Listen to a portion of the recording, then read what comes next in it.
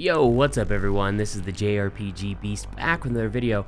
So it's been a little while, with me being a teacher and a coach, especially in the COVID era, it takes quite a lot of doing, everything just takes longer.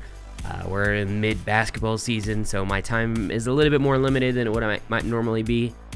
But anyway, kind of wanted to touch bases with everyone. Some stuff that we missed that I think is actually kind of interesting to take a look at.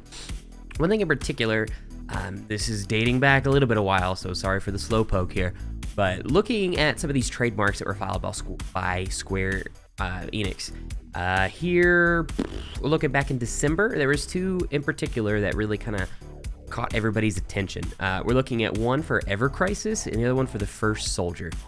So looking at Ever Crisis, I think for the most part, everyone's kind of theory rolling is that Ever Crisis is going to be an expansion on what started with Before Crisis, then you've got Crisis Core, and then you've got Ever Crisis.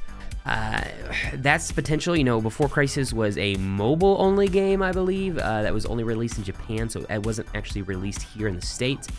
That followed the Turks, and you had some more information with Rufus Shinra and some really cool stuff there. If you're not familiar with that, I would definitely take a look at that. There's several videos online where you can go find the backstory and all that. There's a lot of really interesting stuff to dig into there.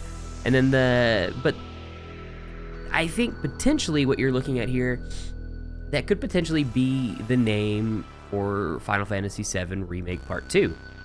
We're not, obviously, whether they go with the remake moniker or not, or just kind of move forward with Final Fantasy VII, dash Ever Crisis or whatever it is, that could be something that could be really interesting, just as a name, because Crisis refers to kind of what's going on. You have Before Crisis Before Crisis with the Turks, so it's before everything with Sephiroth. You've got Crisis Core, which is kind of when Sephiroth is just kind of coming up. And then you've got Ever Crisis, which could be as we're getting into this new world and everything that they've kind of established in 7 Remake. I think the one that's actually really more interesting is First Soldier. That has to refer to Sephiroth. I don't think there's any way that could refer to anybody else. I don't think we're ever going to get any going back to Angel, or heaven forbid Genesis. I think we're dealing with Sephiroth. What could that mean? I do not think we're getting a full-blown Sephiroth spinoff. Though, if it would be a spinoff like standalone, not necessarily standalone, but like a prequel where you're coming up as Sephiroth, that could actually be really cool. Kind of really build up that character a little bit more than what we've seen in the past. We've always seen him as an ancillary character. We've always seen him from the outside looking in, I guess I should say. So that could be really interesting. See him more as the hero, the legendary war hero that everyone kind of hypes him up to be at the beginning of Final Fantasy VII, and even in Crisis Core, he's really talked about in really high regard. We've not really seen that. No, we have his flashbacks and stuff where we see how much of a badass he is, but I'm talking about actually see him go be a hero during the Wutai War and everything like that. That'd be really cool. I think more likely what it possibly is maybe a DLC, maybe like a standalone DLC where you're playing as Sephiroth, and instead of a full-fledged game. I guess you could equate it more to something like a Miles Morales, which I guess that was released as a standalone game. So I could see something like that, and I think that could be really interesting, kind of doing the same thing, just really following Sephiroth as he's going up the ranks and, becoming the first soldier, the first renowned soldier and the hero, and everything like that. I think that could be really cool, just kind of see a lot of his motivations, to understand him a little bit. My worry is that they dilute the character too much.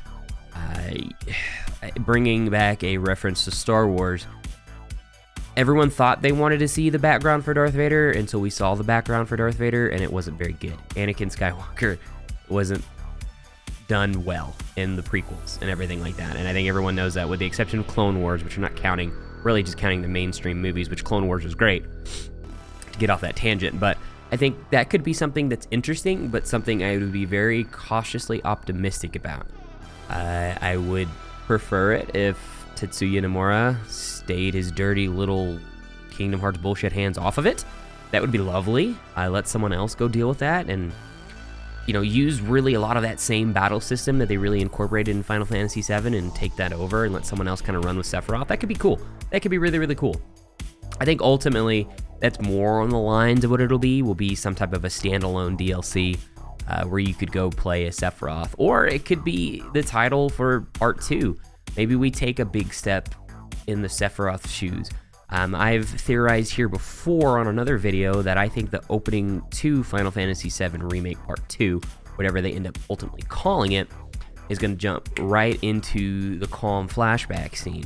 And you're going to be playing as Cloud and Sephiroth. Sephiroth's going to be a part of your party. And I think that could be really dope. I think that could be really, really dope, actually, seeing that. But anyway, that's it. That's all I've got. Hopefully I can get back to getting these a little bit more normal as we're going into track seasons, way less stressful on me, and I have more time on my hands. But anyway, guys, that's it, and we will see y'all next time.